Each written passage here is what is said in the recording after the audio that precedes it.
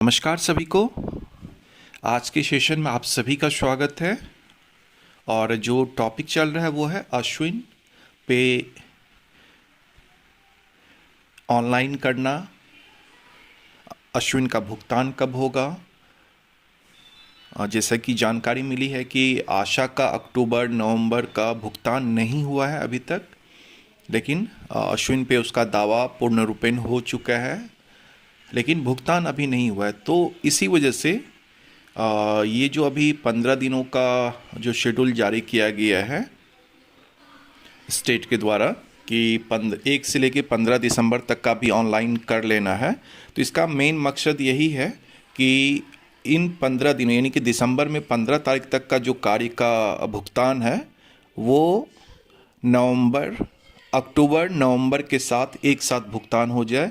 और ये भुगतान इसी माह में 27 तारीख तक यानी कि 30 तारीख से पहले किया जाना है।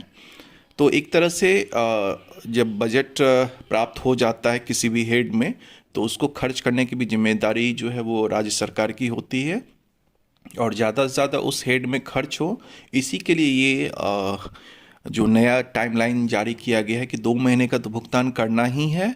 इसके साथ साथ ये 15 दिनों का भी यदि आशा के द्वारा ऑनलाइन, आशा फैसिलिटेटर के द्वारा ऑनलाइन कर दिया जाता है तो उसका भी भुगतान एक साथ हो जाएगा। और आशा जो कार्यक्रम मद में जो भुगतान है उसका ज़्यादा से ज़्यादा भुगतान हो सके जो बजट के अगेंस्ट में। तो इसी वजह से ये आपको 15 दिनों का अभी किया जा रहा है ऑनलाइन, जिसका कि भुगतान आपको अक्टूबर नवंबर और ये 15 यानी कि 2.5 महीने का एक साथ इसी माह में भुगतान हो जाएगा। तो कल 16 तारीख अंतिम तिथि होगा इसका ऑनलाइन करने का अश्विन पे, और आप सभी रेडी हैं। और कल रात मैंने शेयर किया था वीडियो कि दैनिक कार्यों में हम लोग कैसे किस किस कोड का ऑनलाइन कर सकते हैं, और हमने आपके साथ ये भी बताया था कि जो भी जानकारी मैं आपके साथ शेयर कर रहा हूँ वो मैं कुछ जानकार लोगों के साथ बातचीत करने के बाद जो एक कंक्लूजन निकलता है, और मैं अपने अनुभव के आधार पे आपके साथ शेयर किया था। हो सकता है उसमें कुछ आपको लगे कि ये गलत है, तो हमने ये भी बताया था कि आप हमारे चैनल पे वीडियो पे कमेंट्स ज़रूर कीजिएगा, और यदि वीडियो अच्छा लगे तो अपने आशा कम्युनिटी में ज़रूर शेयर कीजिएगा। तो चलिए फिर आज हम लोग देखते हैं कि कल हमने देखा था कि दैनिक कार्य में किन किन एक्टिविटी का ऑनलाइन कर सकते हैं। आज हम लोग देखेंगे कि मासिक कार्य में किसका किसका कर सकते हैं। तो सबसे पहले हम लोग मासिक कार्य में चले जाएंगे। मासिक कार्य में जो आपका ये रूटीन एंड रिकरिंग एक्टिविटी है, जैसे वर्ष के प्रारंभ में सभी घरों की सूची बनाने एवं प्रत्येक माह उसको अद्यतन किए जाने हेतु। तो देखिए हमने कल आपको बताया था दैनिक कार्य में कि यदि आपका इम्यूनाइजेशन हो चुका है, आपके क्षेत्र पे टीकाकरण का कार्य हो चुका है, तो वहीं से पता चलता है कि आपका ड्यू किया था, डन किया था, आपका सर्वे अपडेट है कि नहीं, ड्यू लिस्ट अपडेट है कि नहीं। तो यदि आपको वहाँ पे सारा चीज़ अपडेट है, सारा आपका रजिस्टर्ड अपडेट है, तो आप यहाँ पे आप टिक कर सकते हैं। ठीक है, यानी कि आपने जो सर्वे था घरों की सूची बनाने के लिए वो आप अपडेट कर लिए हैं। ठीक है, उसके बाद जो दूसरा एक्टिविटी है PC 1.10 6 एवं 6 से अधिक, ये आपका है 6 से अधिक और 35 लाभार्थी तक यदि आपके साइट पे आ रहा है, सत्र पे आ रहा है, तो आप ये अप्लाई कर सकते हैं। ठीक है, और यहाँ पे लाभार्थी की संख्या आप दे सकते हैं। ठीक है, उसके बाद है ग्राम स्वास्थ्य एवं सूचकांक पंजी बनाने एवं सभी जन्म एवं मृत्यु पंजीकरण करवाने हेतु उसको अद्यतन करने हेतु। तो देखिए यदि आपके जो पोषक क्षेत्र है उसमें आपका यदि जो बर्थ रजिस्ट्रेशन का है, डेथ रजिस्ट्रेशन का है, तो वहाँ तक जितना बर्थ हुआ है यदि आप उसको अद्यतन कर लिए हैं तो वो आप उसको जो है कर सकते हैं, और यहाँ पे आप टिक कर सकते हैं। उसके बाद है ANC गर्भवती महिलाओं की सूची प्रत्येक माह अद्यतन अपडेट करने हेतु।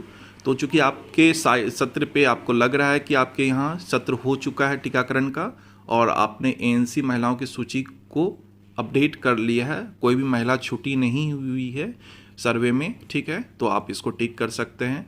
उसी तरह योग्य दंपत्ति की सूची, यानी कि जो आपको टारगेट था इस मास सर्विसेज देने के लिए, ये सारा चीज़ कैसे पता चलेगा कि जो आपका सर्वे में डाटा है और आप उन सभी को इस माह में सर्विसेज यानी कि सेवा दे रहे हैं अपने सत्र पे, तो आप उसको यदि लग रहा है आपको कि आपने 100% अपडेट कर दिया है तो ये आप टिक कर सकते हैं। नियमित टीकाकरण सत्र पे प्रति माह लाभार्थियों को अद्यतन ड्यू लिस्ट बनाने पर, यानी कि यदि आपका ड्यू लिस्ट अपडेट है, सत्र हो चुका है, तब जिनका सत्र नहीं हुआ है वो ये चीज़ पे टिक नहीं करेंगे। जिनका सत्र नहीं हुआ है तो वो स्टेट एंड रेकरिंग जो रूटीन एंड रेकरिंग एक्टिविटी है उनका वो नहीं होगा। फिर से एक बार ध्यान से सुन लीजिए कि जिनका सत्र नहीं हुआ है वो रूटीन एंड रेकरिंग एक्टिविटी पे आपका उसका नहीं बनाएंगे, ठीक है। रूटीन एंड रेकरिंग एक्टिविटी में देख लेंगे आप कि जैसे इम्यूनाइजेशन से जुड़ा हुआ जो है वो नहीं बनेगा, ठीक है। उसके बाद ग्राम स्वास्थ्य स्वच्छता एवं पोषण समिति का बैठक, ये हो सकता है कि आपका 1 तारीख से 15 तारीख तक के बीच में हुआ होगा, तो आप इसको कर सकते हैं। ड्यू लिस्ट अपडेट है तो कर सकते हैं। ग्राम स्वच्छता ये पोषण समिति की बैठक सहभागिता होने पे, यानी कि 1 तारीख से 15 तारीख के बीच में यदि हुआ है तो आप टिक कर सकते हैं। 1 से 4 लाभार्थियों को उत्प्रेरण कर प्रतिरक्षित किए जाने पे आप ये कर सकते हैं। यहाँ पे आप इसको संख्या दे सकते हैं, कितना संख्या है। लाभार्थी को उत्प्रेरण कर प्रतिरक्षण किए जाने पे, यदि प्रतिरक्षण मतलब टीकाकरण हुआ है तो, ठीक है। और आशा दिवस यदि आपका 1 तारीख से 15 तारीख तक किन्हीं आशा दिवस हो गया है तो आप उसके लिए इसको टिक कर सकते हैं। तो ये देख लिए कि रूटीन और रेकरिंग एक्टिविटी जो है, इसमें